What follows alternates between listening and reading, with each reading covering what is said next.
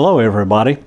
One of the things I've noticed in watching other hurricane preparedness professionals over the years as they talk about getting ready for a hurricane is they often neglect the importance of getting your children ready for the storm. This can be very important for a couple of reasons. First of all, for their safety and also for their peace of mind. A hurricane can be a very scary, traumatic thing, and so what you want to do is get your kids ready, no matter if they're very young or all the way up into the teens. You want to get them ready, mentally prepared, and also a few things to watch out for as the hurricane approaches. I talked to a friend of mine who is a psychiatrist, and she shared a lot of really helpful info. And the very first thing she said is, don't lie to them. There's something big coming their way. They're going to find out. They're going to talk to friends, maybe see it on TV. So have an age-appropriate conversation with them. You don't have to go into all the gory details and say, you know, people may die in this thing. We may be in great danger. But you don't want to downplay it to the point where they are not at least expecting some degree of inconvenience, disruption, and maybe a few scary things in the days to come. So first of all, reassure them that the family will do everything possible to make sure they're safe.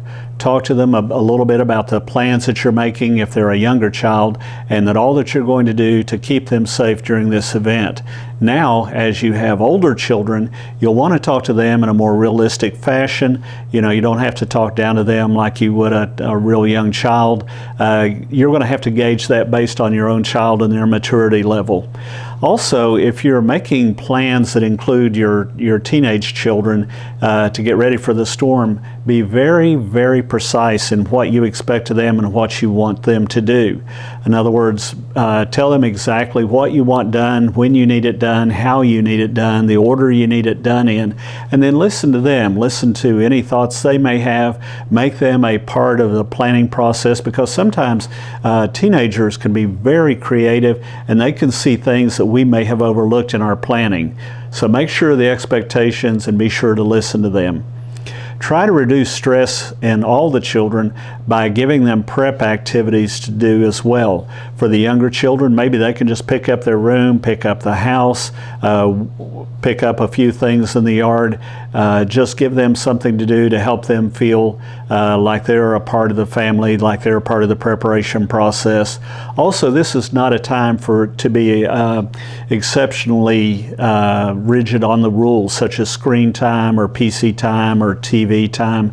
I don't like using a PC or a TV as a babysitter or a phone or whatever to babysit the children, but in this exceptional situation where the parents may be getting ready for the storm, a little bit of relaxed PC time or TV time may be really helpful.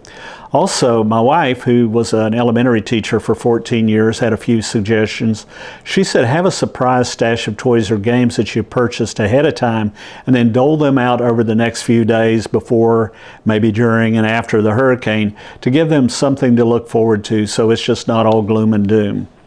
Now, before the storm, ensure your children are clear of any areas where you're working with power tools, where you have heavy equipment. If you're putting up shutters on the house, you want to make sure the kids are away from ladders, away from saws, and won't get hit by a falling piece of plywood or something.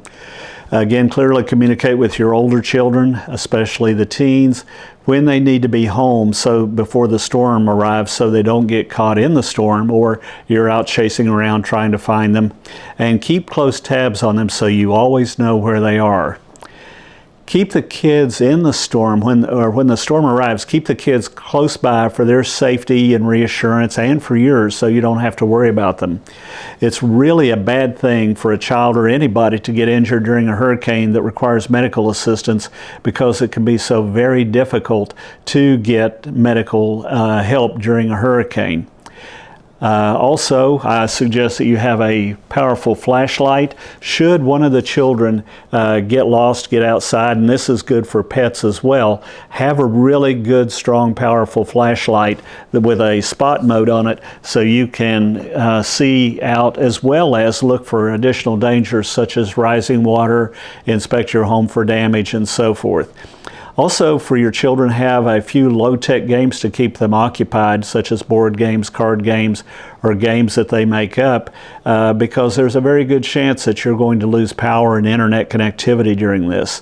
For the older children, they may want to download some YouTube videos or some music to their phone because the internet may not be available if you lose power. After the storm, don't let your children outside until you've inspected the area for danger. Downed power lines are especially dangerous. And then there's all kinds of snakes and wildlife that can end up in your yard after a hurricane that can get washed up, or if they're seeking refuge. Fire ants, blown off manhole covers are really a big danger. So do not allow your children to play in floodwater. Additionally, there's fecal matter. There could be pesticides, fertilizers, all kinds of dangerous chemicals in the water, so don't let your children play in floodwaters. Watch them closely, reassure them often, keep up with their whereabouts, and hopefully this will help your children to weather the storm safely and with less stress and less trauma and less stress on the parents. Again, I'm Haskell Moore, President and owner of Hurricane Preparedness Training and Consulting LLC in New Braunfels, Texas. And I will be releasing a series of videos similar to this one in the coming days and weeks. If you like this video, please like and subscribe.